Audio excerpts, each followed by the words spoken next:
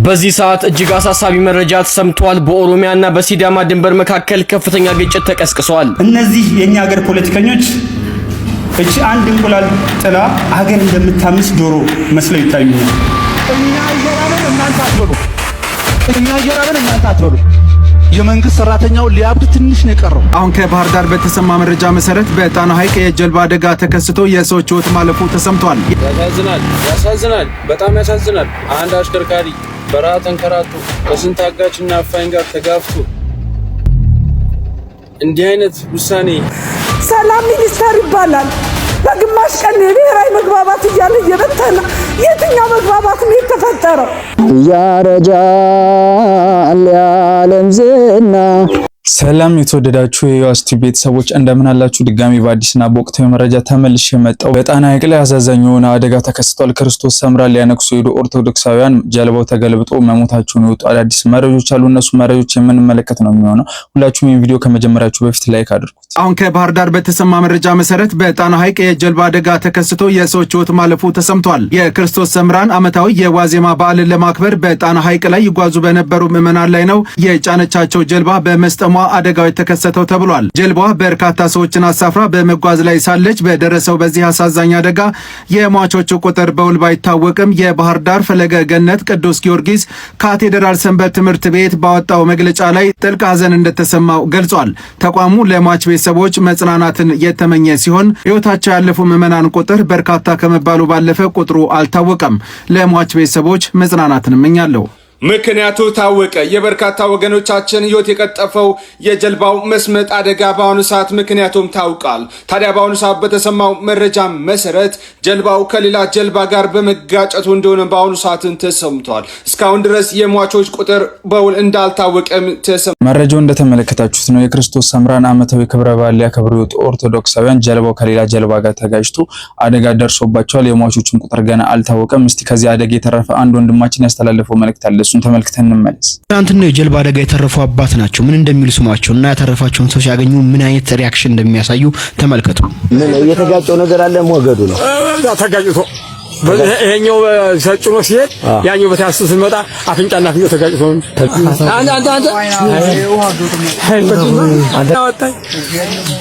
እንኳን እግዚአብሔር አተረፈውት አባታችን። ሌሎችም የተረፉ እንዳሉት ሰምቷል። በአጠቃላይ ምን ያህል ሰው እስካሁን ህይወቱ እንዳለፈ በይፋ አልተነገረም። ለፈጣን ከአደጋው የተረፉትን አባት ያስተላለፉትን መልእክት እንደሰማችሁ ነው። እስቲ ሁላችሁም ኮሜንት ላይ የገባችሁ ነፍስ ይማር እያላችሁ ጻፉ። እስቲ አንድ ቪዲዮ አስመልክቻችሁ እንመለስ። አሁንም ሹፌሮች በየቦታው ተንቀሳቅሰው መስራት በሰላም አልቻሉም። አሁንም የተገደለ አንድ ወንድማችን አለ። እሱ መረጃ ተመልክተን እንመለስ። ያሳዝናል፣ በጣም ያሳዝናል። አንድ አሽከርካሪ በረሃ ተንከራቶ ከስንት አጋችና አፋኝ ጋር ተጋፍቶ እንዲህ አይነት ውሳኔ፣ ህይወት ሊቀማ የሚችል ውሳኔ አንድ በመንግስት ሰራተኛ ደሞዝ በሚከፈለው ፔሮል ባለው አካል ህይወቱ እንዴት ሊጠፋ ይችላል? ምንም አይነት ሳለ መግባባት ቢኖር እንዴት ህይወት ሊቀማ የሚችል ውሳኔ ይወሰንበታል? ይህ ወንድማችን ምን ማለት ነው? አዎ በጣም ከፍቶን ያውቃል፣ አዝነን እናውቃለን። ላባችንን እንደዚህ ተቀምጠን ተከሰንም ከፍለንም ሄደን እናውቃለን። ግን ምንድነው በዚህ ደረጃ ሊያስወስን የቻለው? የሚመለከተው አካል ይሄን ጉዳይ ተከታትሎ እውነት ፍርድ ይስጥ እንላለን በመላው አሽከርካሪ ስም። በጣም ያሳዝናል። ኢትዮጵያ ውስጥ ማሽከርከር ወንጀል እስኪመስል ድረስ እየተቆጠረ ነው። ምን ማለት ነው ይሄ? እንዴት ልጆቹን ያላባት ታስቀራላችሁ? ምን ማለት ነው? ከባድ ነው።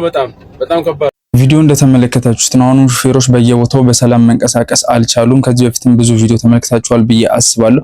በየቦታው ይታገታሉ፣ በየቦታው ይገደላሉ። ግን ምንም አይነት ምላሽ እስካሁን አልተሰጣቸውም። ሁላችሁም ኮሜንት ላይ ገብታችሁ ፍትህ ለሹፌሮች እያላችሁ ጻፉልኝ። አንድ ቪዲዮ ላስመልክታችሁ። የመንግስት ሰራተኞች ያቀረቡት ቅሬታ አለ። እሱ መረጃ ተመልክተን እንመለስ። እኛ እየራበን እናንተ አትበሉ። የመንግስት ሰራተኛው ሊያብድ ትንሽ ነው የቀረው። ደሞዝ አይጨመርለትም። እኔ የመንግስት ሰራተኛ ነኝ። ደሞዜ 4000 ብር ነው።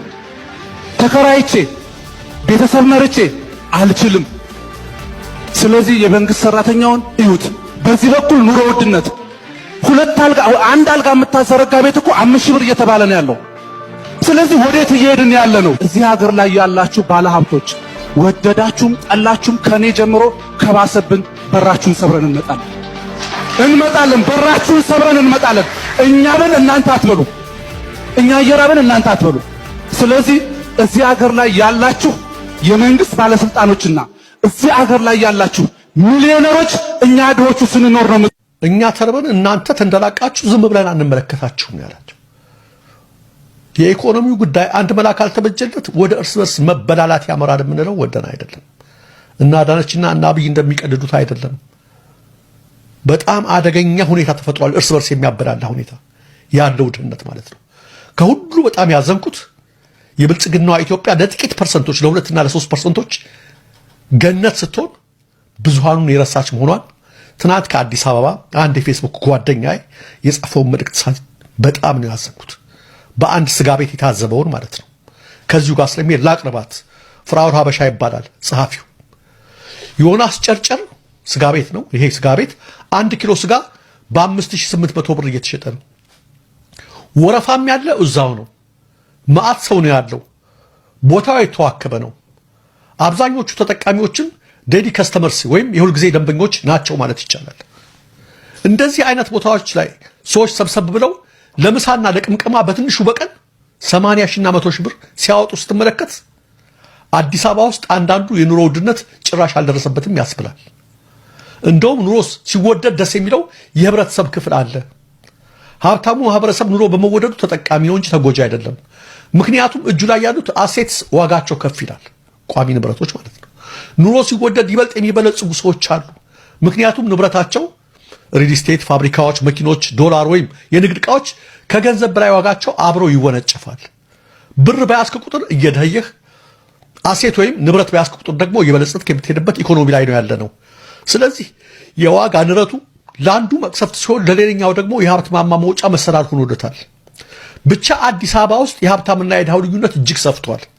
በነገራችን ላይ በአሁኑ ሰዓት መካከለኛ የሚባል የኑሮ ደረጃ እየቀረ መጥቷል። በዚህ ሰዓት ወይ ሀብታም ነህ ወይም ሙልጭ አልክዳል፣ መካከለኛ የሚባል ቀርቷል። በአዲስ አበባ በአሁኑ ሰዓት ያለው የኢኮኖሚ መበላለጥና የመካከለኛው መደብ ወይም ሚድል ክላስ ማህበረሰብ መክሰብ የብዙዎችን ህይወት የሚነካ ትልቅ እውነት ነው።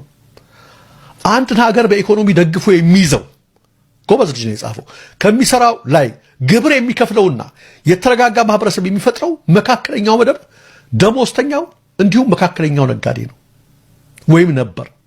አሁን ግን ከዚህ የመካከለኛው የህብረተሰብ ክፍል እጅግ ጥቂቱ 3% የሚሆነው ወደ ላቀ ሀብት ተሸጋግሯል። አብዛኛው ወይም 97% የሚሆነው ደግሞ ወደ ታችኛው የድህነት ወለል ወርዷል።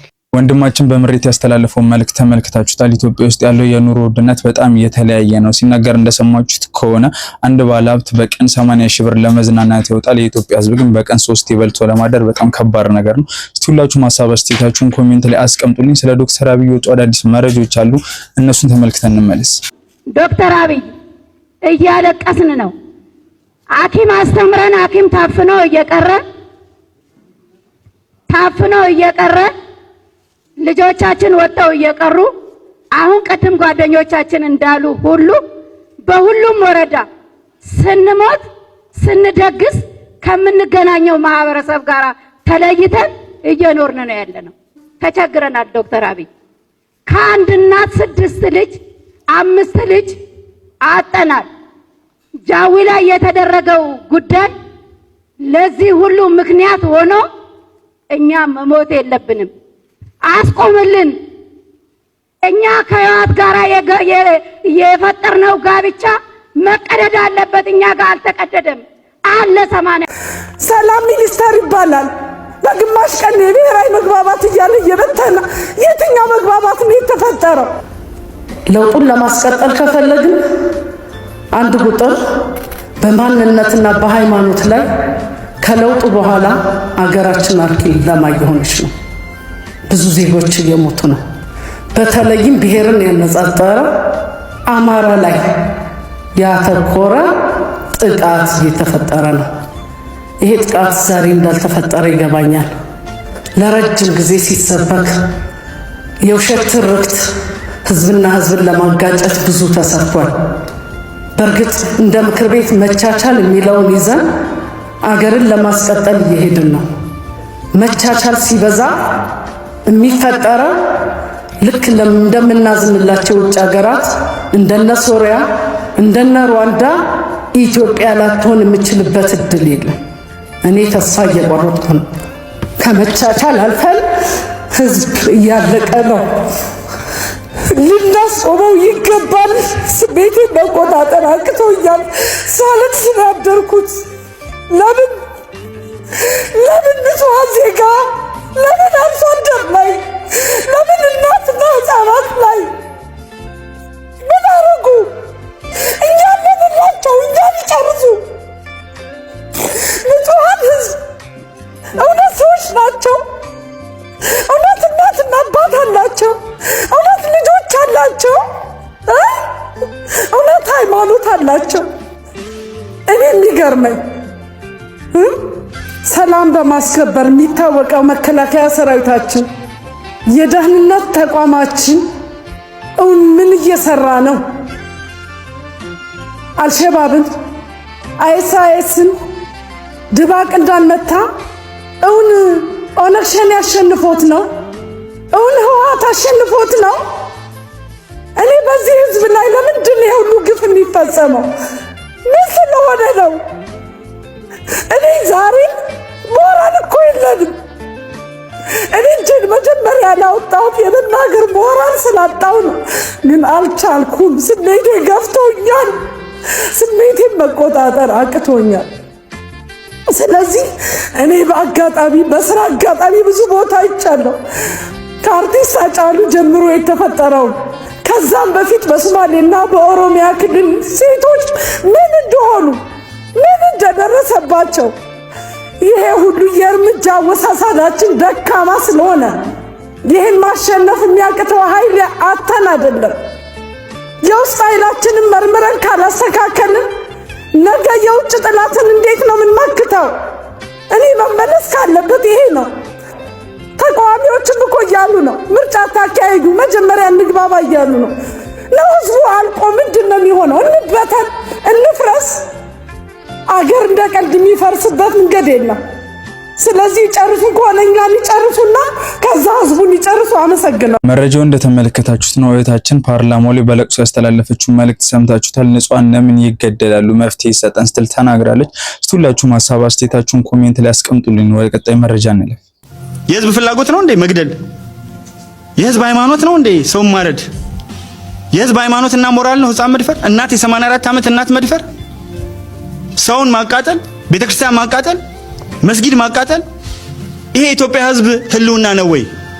ይሄን የሰማነው አሁን ነው። በእነዚህ ሰዎች ስሜቴ እንደ አንድ ኢትዮጵያዊ ከውስጤ ስለሚንተከተክ ከልጅነት ጀምሮ ስለተከፈለልኝ አቆማለሁ ብዬ ሲጀምር አስተማሪነቴም ተጨምሮ ነው መሰለኝ ረጅም ጊዜ ማስተምረው በስሜት ከ2 ሰዓት እስከ 6 ሰዓት በነፃ ነው ለሁሉም አመታት። ይሄው ተማሪዎቼ ይሰማሉ። ሁሉንም አመት በነፃ አስተምሬያለሁ ከ2 ሰዓት እስከ 6 ሰዓት።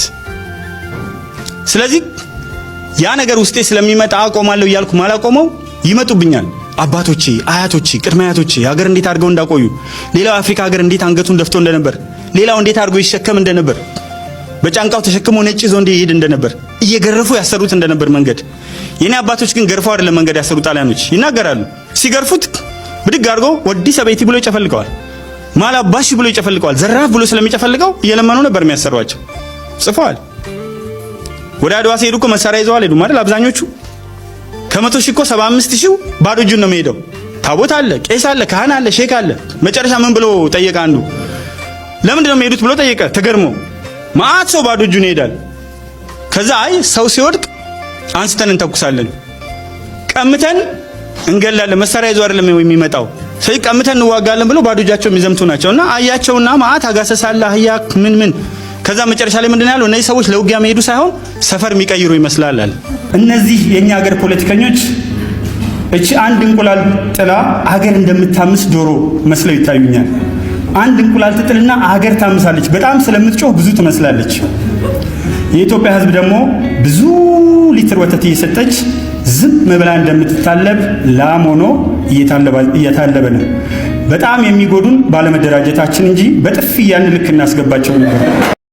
ሁላችሁም መረጃው እንደተመለከታችሁት ነው። ሁላችሁም ኮሜንት ላይ ግቡና ሀሳብ አስተያየታችሁን አስቀምጡልኝ። በመጨረሻም በኦሮሚያና በሲዳሞ ግጭት ተፈጥሯል። እሱ መረጃ ሙሉ በሙሉ ላስመልክታችሁ። በዚህ ሰዓት እጅግ አሳሳቢ መረጃ ተሰምቷል። በኦሮሚያና በሲዳማ ድንበር መካከል ከፍተኛ ግጭት ተቀስቅሷል። የሰው ህይወትም እየጠፋ ነው። በርካታ ወገኖቻችን ላይም ጉዳት ደርሷል። በኦሮሚያና በሲዳማ ድንበር በምስራቅ ሲዳማ ዞን በጭሬ ወረዳ በተፈጠረ አለመግባባት ምክንያት በኦሮሚያና በሲዳማ መካከል ከፍተኛ ግጭት ተፈጥሯል። በዚህም ምክንያት የአንድ ሰው ህይወት ሲጠፋ በውል ያልታወቁ ሰዎች ከፍተኛ ጉዳት እንደደረሰባቸውና 7 ሰዎች ቆስለው ወደ ሆስፒታል እንደገቡ ተሰምቷል። ግጭቱ አድማሱን አስፍቶ በሰብሎች ላይ ጥቃት ተፈጽሟል። ቤቶችም ነደዋል።